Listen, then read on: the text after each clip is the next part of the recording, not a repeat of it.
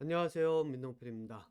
TV 똥덩이 이번 주제는 글쓰기에 대한 내용입니다. 글 쓰는 것이 사실상 좀 많은 분들이 특히 공부하는 학생들이 굉장히 좀 힘들어하는 부분이기도 하고 또 글 쓰는 방법을 체계적으로 가르쳐 주는 그런 곳이 별로 없죠. 예, 심지어는 대학에서도 영어 수업을 한다 그러면서 가르치긴 하지만 학생들이 글을 써야 된다 그러면은 머리를 쥐어 뜯어가면서 이걸 어떻게 써야 되나 이렇게 뭐 이야기들을 하고 있거든요. 글을 쓴다는 게 그래서 쉽지가 않습니다. 예. 그런데 거기에도 이유가 있거든요. 왜 글쓰기가 쉽지가 않은지, 그리고 글쓰기를 왜 사람들이 그렇게 중요하게 생각을 하는지. 어떤 사람들은 그렇게 생각할 거 아니에요? 뭐 글 쓰는 거? 뭐 좀 글 좀 못 쓰면 그게 어때서? 그리고 글 잘 쓰는 거? 그게 뭐를 뜻하는 건데? 이러한 이야기들을 이제 할 수도 있는데, 여러분들께서 이제 그걸 보셔야 되는 게, 실제로 글쓰기가 무엇을 나타내는지, 그리고 왜 글쓰기가 사람들에게 있어서 글을 쓴다는 것이 중요하게 여겨지는지, 이제 이런 내용을 가지고 이번 TV 똥똥이 시리즈를 만들려고 합니다. 그 전에 제가 요 글쓰기는 이제 시작 제목으로 해놓은 거니까요. 없애고 제가 이제 일단 광고를 할 게 있습니다. 제가 TV 똥덩이를 통해 가지고 그 정보를 나누는 거는 사실상 좀 제약이 있죠. 예, 제약이 있습니다. 왜냐하면은 일방 통행인데다가 왜냐면 저만이 떠들고 있잖아요. 그죠? 물론 이제 처음에 이걸 시작했을 때는 라이브로 해가지고 이제 몇 분 들어오시면서 이제 거기서 그 라이브를 가지고 했었는데 라이브를 하다 보니까 이게 길어지는 데다가 제가 편집하는 것도 이제 하지를 않다 보니까 이게 후에 들으려고 하면은 한 시간 넘게 이렇게 저희 들어야 되는데 이 강의가 길잖아요. 그래서 이제 녹화 방송으로 바꿨는데 이 라이브를 시도를 했었던 이유 중에 하나가 이 공부라고 하는 것은 공부뿐만 아닙니다. 두뇌가 작동하는 것을 이렇게 생각을 해보면요. 예를 들어 가지고 여기 펜이 있잖아요. 이 펜이 있으면 이것은 펜이다라고 해가지고 딱 떨어지면은 더 이상 두뇌가 생각할 거리가 없어집니다. 그렇죠? 생각을 하지를 못해요. 그렇기 때문에 이거를 가지고 생각을 이어가기 위해서는 뭐를 해야 되냐면은 이것 자체를 질문으로 바꿔야 됩니다. 그런데 여기서 이제 미리 말씀은 드리지만 후에 가서 아마 질문의 종류 이런 것들을 이야기를 할 때 어떤 질문은 사고력을 막을 뿐만 아니라 내 인생을 살아가는데 걸림돌이 되기도 하거든요. 네, 실제로 이제 그런 질문들이 있습니다. 또 내가 특히 이제 대인 관계에서 이제 벌어지는 일들이 그렇죠. 상사한테 뭐 직장 상사한테 이야기를 하는데 뭐 예를 들어 가지고 이거 뭐예요? 이거 왜 이래요? 이렇게 하면은 뭐 그러죠. 요즘 왜 저희 국회 청문회인가 뭐 이런 것들 할 때 보면은 나오죠. 질문하는 사람들이 권위가 있어 보이죠. 그래서 질문은 내가 해, 너는 대답만 해. 이런 식으로 나오는 경우가 종종 있습니다. 그 이유가 뭐냐면은 질문이라는 게 마치 권력자들이 가진 전유물처럼 이렇게 보이는데 실제로 공부를 하는 사람들이 내가 권력자로 올라가야 되겠다라고 하면은 질문하는 방법을 익히지 못하면은 권력자의 위치에 올라갈 수가 없습니다. 왜? 권력자 또는 상위 그룹 계층에 올라가려고 하면 내가 질문을 할 수가 있어야 되거든요. 예. 그래서 이제 가끔 보면은 이제 되받아치는 질문이 있잖아요. 그래서 뭐 네가 그런 질문했니? 그랬는데 너는 이건 어떻게 생각하는데? 막 이런 식으로 하면은 그 질문을 한 사람이 오히려 당황을 하면서 뭐 네가 무슨 권리로 지금 이제 어디서 되받아치냐는 식으로 이렇게 되묻는 질문들을 했을 때 이 충돌이 일어나거든요. 그래서 질문이라는 게 권력 싸움의 핵심에 있습니다. 그런데 이거를 질문하는 훈련을 하지 못하면 어떻게 되냐면 두뇌가 점점 권력자들이 있으면은 그 권력자들 밑에 이렇게 얽매이는 노예화되는 세뇌가 되는 그러한 형태로 흘러가거든요. 그래서 질문은 굉장히 공부에서 모든 공부에서 핵심이 되는데 문제는 이 질문을 마음 놓고 할 수 있게 분위기를 만들지를 못한다는 거죠. 특히 학교에서는요. 그러다 보니까 어떻게 돼요? 학생들이 질문을 못하고 손을 올려도 이래 가면서 이게 내가 올려도 되나? 이 내 질문을 이렇게 했을 때 과연 이 질문을 받아줄 수 있을까? 뭐 이런 식으로 사람들이 이제 생각을 하게끔 만드는, 그러다 보니까 이제 두뇌 발달이 더 더뎌지게 되고 이런 현상이 벌어지는데, 어쨌든 질문에도 종류가 있습니다. 그런데 이 글쓰기를 할 때도 이 질문이 굉장히 중요해요. 그런데 문제는 뭐냐면은, 여러분들 책을 보면요, 책에는 질문이 별로 안 나와 있죠. 그래서 어쩌다가 갑자기 글쓰기로 이렇게 휙 넘어갔는지 모르겠는데, 아무튼 예, 그 얘기는 이제 조금 있다가 이 본격적으로 이 글쓰기에 대한 내용으로 들어가면서 이제 이야기가 나오기 시작할 텐데, 뭐 잊지 않으면 그럴 겁니다. 예. 그런데 이제 그 전에, 그래서 이 유튜브 제 방송 얘기를 하다 그랬죠. 이 TV 똥덩이. 제가 그러고 보니까 광고도 시작을 안 했네요. 예, 밴쿠버 중앙일보와 폰러드가 함께 제공하는 프로그램이라는 거 일단 말씀을 드리고 이제 시작을 하겠습니다. 그래서 이거는 지금 밴쿠버 중앙일보에 나와 있는 이제 이 광고거든요.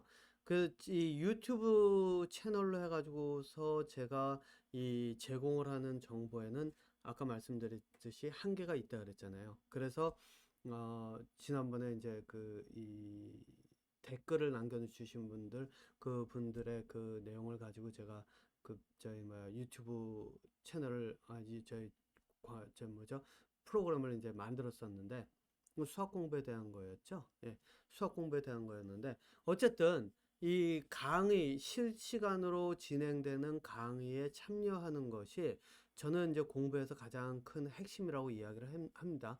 그런데 그 이유 중에 하나가 뭐냐면은 질문을 할 수 있기 때문입니다. 질문. 왜냐면 질문이 두뇌를 발달시키는, 그리고 내 사고력을 넓혀가는, 그리고 어떤 주제가 있을 때 다양한 각도에서 다양한 관점에서 내가 그러한 것을 이 관찰하면서 이 답을 찾을 수 있는 핵심이 되거든요. 물론 아까도 말씀드렸지만 모든 질문이 다 그렇다는 것은 아닙니다. 예, 요거는 제가 미리 말씀을 드리겠습니다. 질문에도 종류가 있습니다. 일반적인 사람들이 이야기를 할 때 질문이면 다 같은 질문 아니냐라고 하지만 아닙니다.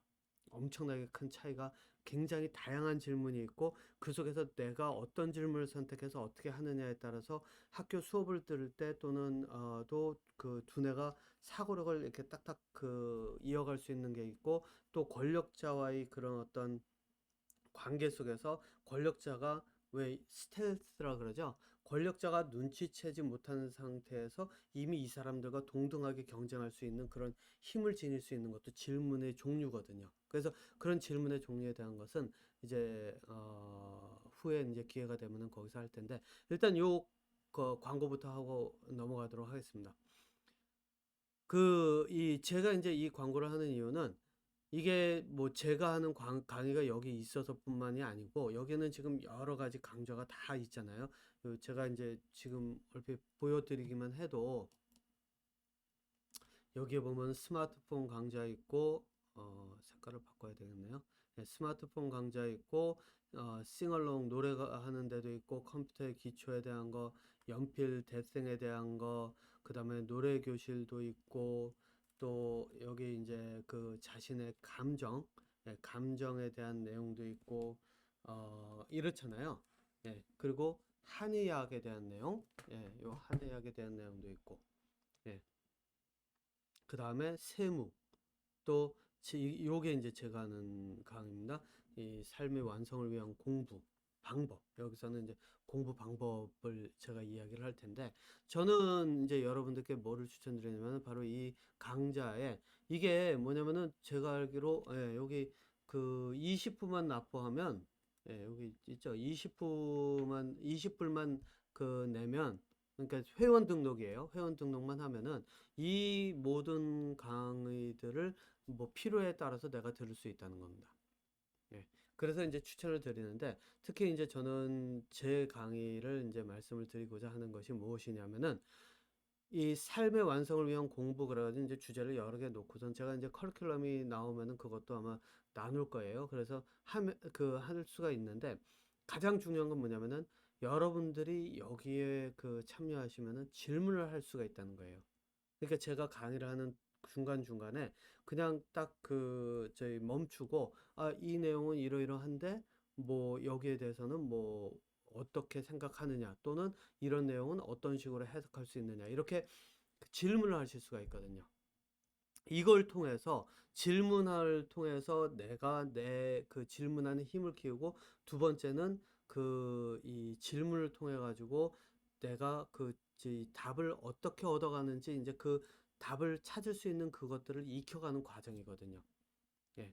그리고 제가 이제 한 가지 말씀을 드리면은 질문이라는 가진 핵심이 중요한 것이 뭐냐면은 요게 이제 제가 그 글쓰기에서는 아마 안 다룰 내용이고 후에 가서 공부 방법 쪽에서 아마 다룰 수는 있을 내용 같은데 어 이게 왜 떠 있지?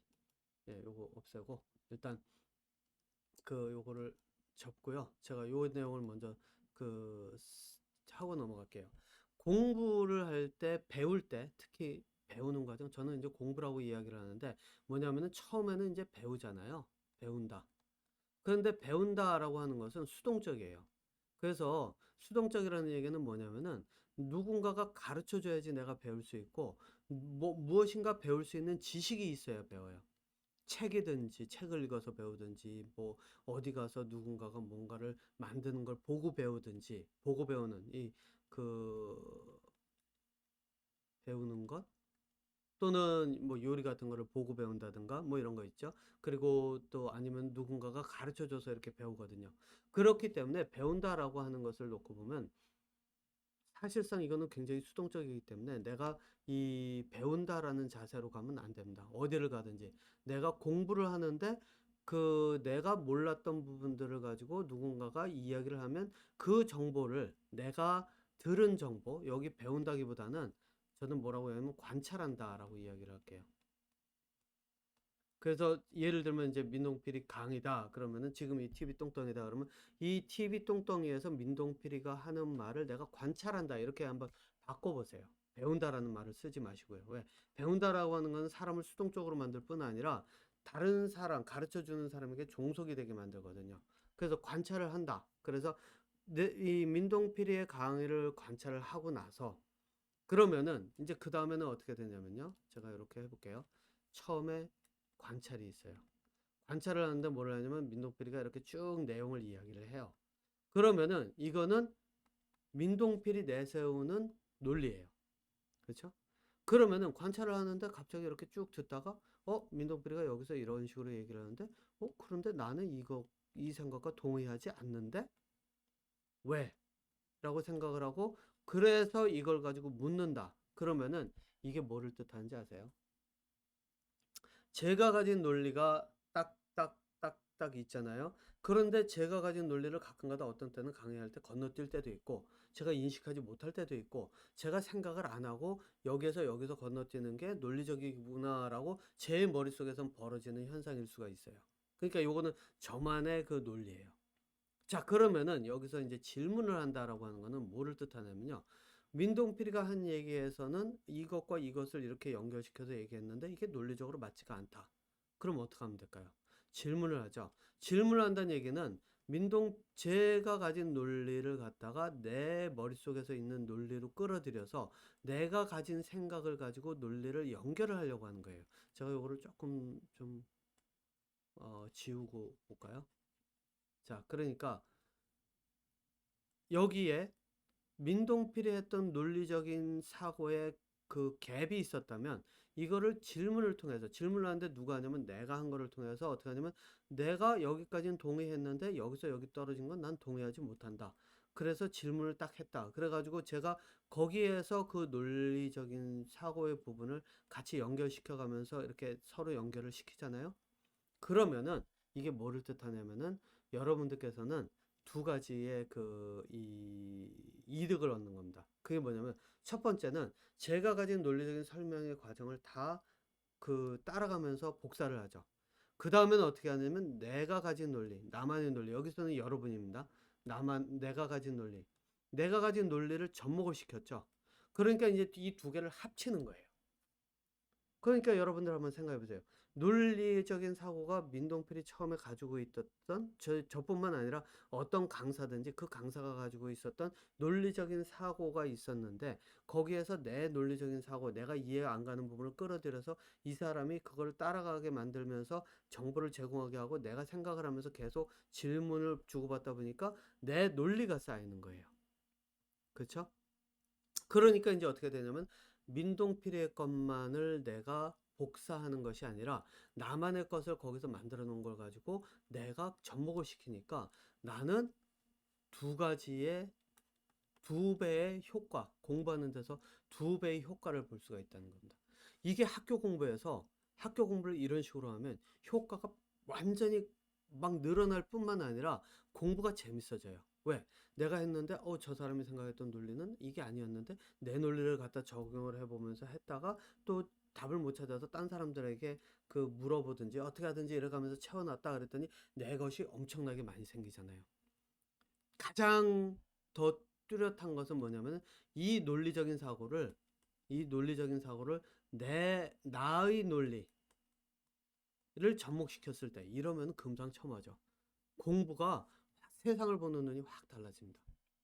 자, 어쨌든 이게 핵심이에요. 글을 쓰는 데서도 이것이 핵심입니다. 그래서 다른 사람들의 것을 가지고 와서 내 것과 접목시켜서 그걸 가지고 내가 어떻게 표현을 하는가라고 하는 것. 이게 글쓰기의 핵심이거든요. 자, 시간이 16분 좀 넘어가니까요. 여기서 멈추고 2부에서 계속 이어가도록 하겠습니다.